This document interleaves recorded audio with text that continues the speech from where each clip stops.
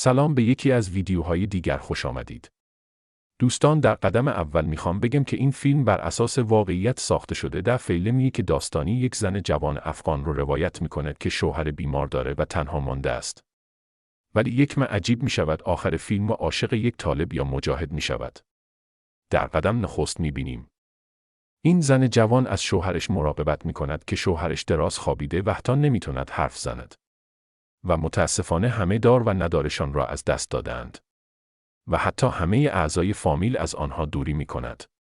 فامیل اعضای شوهر رفتن به یک جای دور. و اینها در این شهر تنها مانده است. این خانم جوان 2 دختر دارد که باید برای آنها غذا تهیه کند. و برای شوهرش سوروم.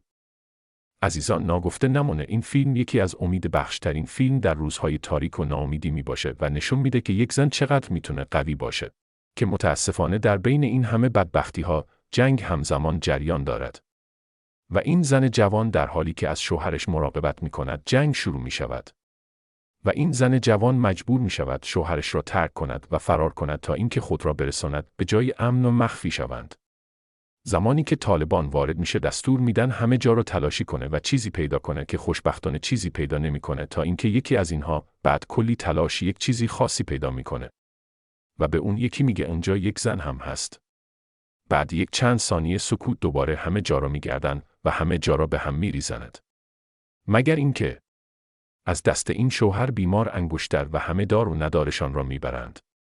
بعد اینکه زن جوان برمیگرده خانه و میبینه که هیچ چیزی به درد بخوری نمانده و همه لوازم را بردند.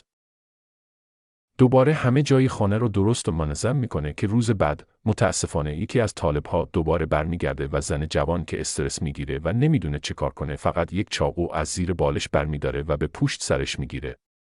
و موقعی که با طالب روبرو میشه هر چقدر میگه برای چه آمدی و چه میخوای طرف مقابل هیچ جوابی نمیده و یکم این شخص لکنت زبان هم داره طوری که خودتون میبینید متاسفانه به زور زن جوان رو هول میده و در نهایت هم تجاوز میکنه که این طالب هم جوانه و هم نادیده و زود تمام میشه.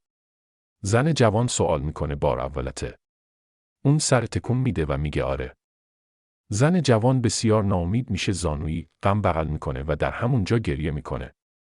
روز بعد این داستان رو به شوهرش که بیماره و نمیتونه حرف بزنه میگه و شروع میکنه به گفتن تمام رازهایش که شاید شوهرش حرف بزند. و داستانهایی رو میگه که جز خودش هیچ کسی دیگه نمیدونه از زمانی که شوهرش به جنگ بوده و برادر شوهرش خونه بوده تا این داستانی که دیروز برایش اتفاق افتاد. روز بعد این طالب که جای خودشو پیدا کرده و دوباره برمیگرده و پول بیشتر پیشنهاد میده. زن جوان قبول میکنه و هر 2 نفر میرن زیر زمین و کار اجرا میشه.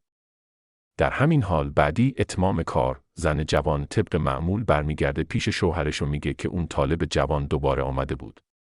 و با هم کار همیشگی رو انجام دادیم. بالاخره بعد این همه راز که به شوهرش گفت، شوهرش دستش رو تکون میده و زن جوان خوشحال میشه که شوهرش به حرکت آمده و اینکه شوهرش خوب شد. ولی غافل از اینکه شوهرش میخواد بکشدش، در همین حال هر 2 بالای هم میافتن. و زن جوان از زیر بالشت چاقو رو برمی‌دارد و یک چاقو به شکم شوهرش میزند و در همین حال طالب جوان میاد و با این صحنه روبرو میشه. و فیلم اینجا خاتمه مییابد. و ممنون از اینکه با ما بودید. لطفاً سابسکرایب کنید و زنگوله رو فشار بدید تا از ویدیوهای بعدی با خبر شوید.